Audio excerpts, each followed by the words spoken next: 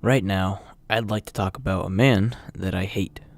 He used to be my teacher when I was in 6th grade, and I've also made a video about him a long time ago, but that video didn't really capture anything really well, so I'm going to try again today. Before I begin this story, I don't like the color of my walls, so now it's going to be something different. To give you full context about this story and why I felt how I felt at the time, I'm going to go back in time to 3rd grade, where I got suspended for my first and only time. I didn't even get suspended rightfully. I was actually suspended because someone told on me for something that I didn't do. The way the story went, at least from my eyes, is me and my friend Jamerson were talking about just whatever at recess. It was kind of a boring recess. We didn't have much to do. And there were a group of kids playing pickle to the left of us. And if you don't know what pickle is, it's basically a game where there are 2 bases and there are 2 kids on one team and the rest of the kids are on the other team.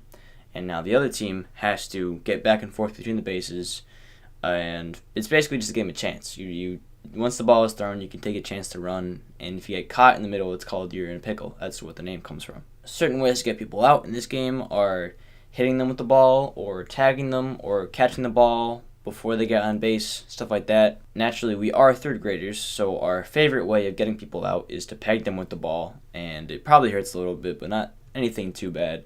Essentially what happened, as far as I know, because I wasn't there, me and my friend were just talking next to it, but a kid with a mental issue, we don't know what mental issue, he came into the group and he said, hit me with the ball. He wanted them to get him out, essentially. And no one really hit him because he wasn't playing, so the next round started up and he started playing. And so naturally, when you're playing pickle, what you want to do is hit somebody with the ball and get them out. And now someone hit him with the ball to get him out, and then someone told the teacher. I don't know who it was, but there are rumors that it's one of my best friends, and I forgive you for that day. The story that I just told could be wrong. I'm sure people could have been mean to the kid with a mental problem, but I am unsure what the story is at this point because it just wasn't there, so I have nothing else to say except my word. So then, pretty soon after that, recess had ended, and so we all went into the school and back to our homerooms. At that point, I really had nothing to be suspicious of. I wasn't even concerned because I didn't know what even happened next to me. I ended up being called up by my teacher and sent down to the principal's office for no really reason that I knew. And I went down with like 5 other kids, if I remember correctly. This is the part of the story that we finally get to meet the guy that I hate. And his name for this story will be Mr. W. Now, Mr. W is an older man, and he used to be the vice principal, as I said. At the time, he was an older man, but he wasn't that old. I believe he may have been around 45. And he just sat us down in a circle formation, and he just asked us a bunch of questions. Now, every time he asked us a question, it would be a different response from the other person. So really, with the story, he wasn't getting anywhere. We were all just trying to tell our perspectives on it. Me and my friend didn't really know what was going on. We just tried to say what we were doing at recess. We were just kind of scared that we were suspended. We didn't know we could get suspended. We didn't even know it was a thing, really. But they was like, yeah, you got suspended. And we were like, shit, I didn't know. Like, I didn't do anything, I felt like set up in some way. But I was just scared. I told my story, how I saw it, and that was that. I never got in any trouble for it. Besides that initial suspension, which only, I believe, lasted like 30 minutes. So I'm not even sure it was technically suspension. I think it was more so like I was being detained for questioning. Besides that, yeah, it was just an interesting experience. The memory from that most stuck with me is the memory of my friend being screamed at. Now, we're so far removed from everything we don't even know.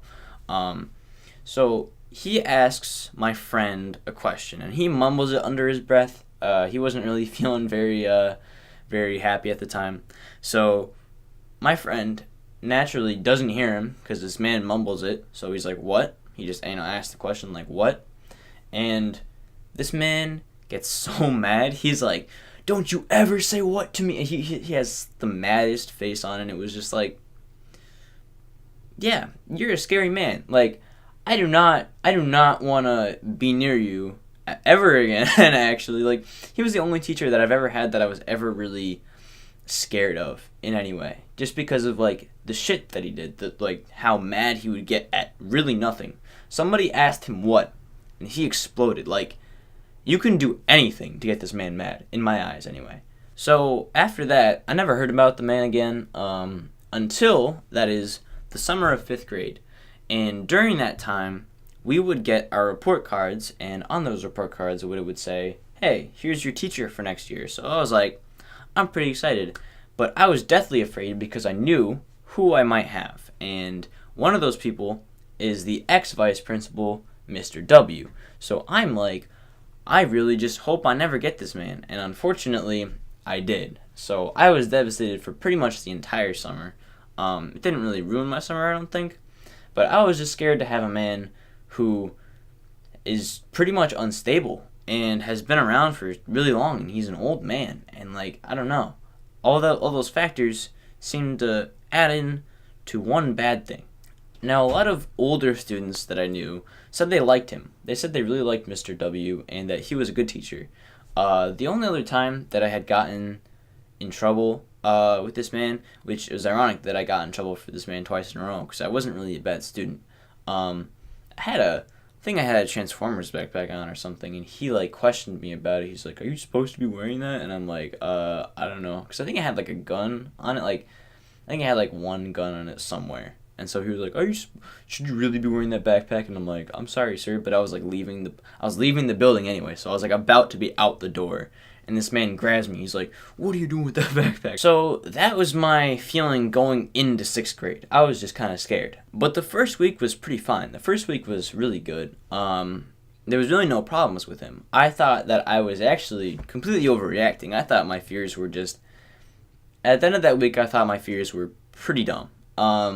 He was cracking jokes. He was a nice guy. He seemed to be exactly what everyone else had said he was. And then came week 2. And just pretty much from that point on, he was an asshole to the majority of the class. I know there are a lot of kids who did like him, and the big reason I didn't like him in general is to come. So I do understand why those things may have seemed minor, especially if they didn't even happen to anyone. Someone who had no fears of this man coming into this class with this guy may not have hated him. I understand that. I don't really remember everything that he did to us. It was quite a while ago, so I don't really remember everything. But some of the things that I do remember are he made our recess really short. He was the type of guy to be like, okay, kids, line up for recess. And then he would sit there on his computer, just sitting there checking his email, wasting our time for recess when we were 6th graders and we couldn't do it ever again after that point. A good thing to clarify is that I was still in elementary school at this point. 6th graders didn't go to middle school until maybe 2 years after that point is when they had the merge. So I know there's a lot of districts that have 5th graders in elementary school and then 6th graders in elementary school, so I'm just making it clear. He would also call us in before everyone else, and it kind of just felt like, yeah, this is a kind of a mean old man. That was the first impression that I got of this guy. This guy was such a bad teacher that he wouldn't even really help us with like math. Like he would give us a worksheet and be like, yeah, do this worksheet, right? And so he would have us all come up to the class, up to the front of the class, and give him the worksheet and be like, yeah, is this right? And he would just be like, if it was wrong, he'd be like, that's wrong. You have to go fix that now. But he wouldn't help us. Like, he wouldn't answer questions or anything. He'd be like, I'm too busy helping this kid over here. And that kid was one of my friends named Kevin. And he was really good at math. So it was kind of the concept of, hey, he shouldn't be left behind, right? He should be accommodated for his advanced smarts, which I understand. I understand that you shouldn't really be left behind, especially in elementary school, because there's not really many programs to put you ahead of other kids. However, he didn't help us. He helped that kid only, and not us at all. So I thought that was kind of unfair. That was just something I had a problem with. He would also be like, I have tenure. They'll never touch me. The last minor thing that I remember this man doing happened to be throwing away my comics that I used to love as a child. I would start making comics. I think I started in probably 5th grade. So I pretty much kept them with me at all times just to because I always was thinking about making new ones, and I just had this stack of paper like at the side of my desk just because if you needed to do anything after your work was done, you could just do it right there. No one really cared too much. I guess except this man. He didn't like us reading at all, but we would still do it because it was part of the rules. Like, if we were done with our stuff, he didn't want us doing anything. But I was fine with just, reading and doing comics. Just trying to, like, zone out after my work is done. I feel like that's a basic right you can have as a student, especially in elementary school. So I was just drawing on my comics, trying to make a new one, I think. I don't really remember if I was even working on them or if I just had them out. But what he did, he got mad at me for some reason, and he just took them up, crumpled them up, and threw them in the trash can in front of everybody. And I felt, like, so humiliated and so, like, I just didn't even know what I did wrong. And, like, this man just, like, got mad at me, so therefore he took action on me. And I was just, like, kind of, like, that reinforced my fears from before. And I remember, I'm not sure if I cried, but I definitely probably teared up just because I was a sensitive kid at the time.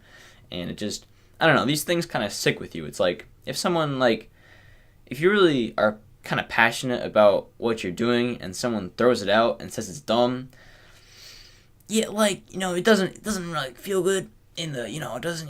So the big issue I had with this man is there was a kid who had mental problems. And yes, that is the same kid from the previous story.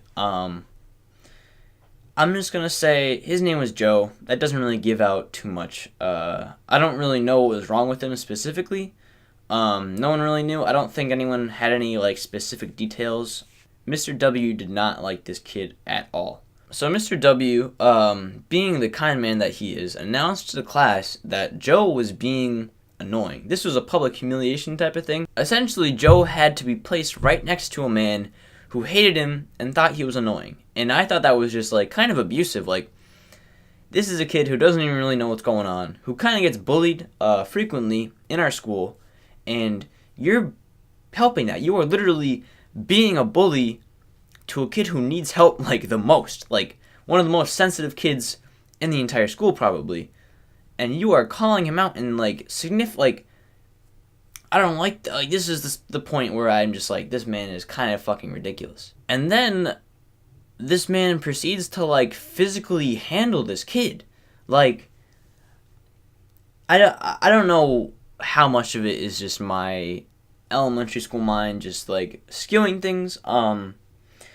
But what I remember happening is that we were getting drinks after recess. Everyone else was getting drinks, and Joe went up to get a drink and grabbed his arm, and she, like, the momentum of him grabbing the arm and trying to move forward at the same time moved him into a wall. So essentially, he slammed him into a wall. It wasn't really clear to me how much of the force was Mr. W pushing him into the wall or him just swinging into the wall due to momentum, but it didn't seem to be a nice collision. And that isn't the only story that I have, unfortunately. The only other story that I remember, and there could have been more cases. I think there may have been more. I just don't really remember. So we were done with our work, whatever worksheet we had at the time, and I was reading my book and kind of not really paying attention. Now, when you're in elementary school, you kind of get used to, like, ambient noise of just kids just doing whatever. Like, I guess being restless. They were clicking their pens and, like, tapping pencils on the desk and everything. That whole like ambient noise type of thing. So that stopped immediately out of nowhere. I looked up from my book, just kind of shocked. Like, I didn't really have time to process what was exactly happening until after it happened. But what I remember seeing is him being suspended in the air by his shirt, and then his neck, and then his face. This man got progressively so angry that he thought it was the best course of action to handle a kid by his neck, like with a hand around his neck, and then a hand around his face, like squishing his cheeks like this. There's never been, like, a moment where I felt more sorry for a kid that I've seen in school. I don't think. I think this is, like, the apex of just kind of abuse in school that I've seen. So it blew my mind, really. I didn't really know what to think. And I went home and I told my parents, and I know a lot of my friends also told their parents. And so there was discussion between the parents about what they should do. I know my mom tried to call the school and inform them of what happened, and nothing was ever done. As students, we also tried to do something. The principal was in the room one time without the teacher, and we tried our best to convince them of what happened. As a class, we were concerned. We didn't, this man was scary to us. Not all of us, of course. I know some people liked him, but what ended up happening to this guy, pretty much not anything. We tried to tell a principal, as I said before. We also tried to tell at least one substitute teacher. I'm not sure if it was more, but at least one. And she didn't. They were like, "Oh, he would never do that." It's like, yeah, I don't know. I guess he built up such a positive reputation with everybody that he was untouchable. He just seemed like an insane person actually towards the end, because he was just like, "Oh, I have tenure. Nobody can touch me," and that was after he would that's after he would abuse Joe, and it was just like, I don't like you at all. After sixth grade, actually, the funniest thing to me was he actually came to my middle school, and that was something he was like, I will never switch schools. I'm untouchable. But he was placed back in middle school, and it was, I don't know, I felt bad for the kids who had him again. One of my friends, Alan, had him again, and he thought he was just as bad, I think, anyway. And that is all the story that I have about this man that I hate. And I will never not hate this man, especially since he had the audacity to say, "Oh, you'll love me." No, I will not love you, actually, because you are just, you're a vile person in my eyes. That doesn't nullify anyone else's point of view on this man. I guess if you think what you think of whatever. You make your own opinions. I'm not gonna tell you to have an opinion, but that's just how I think.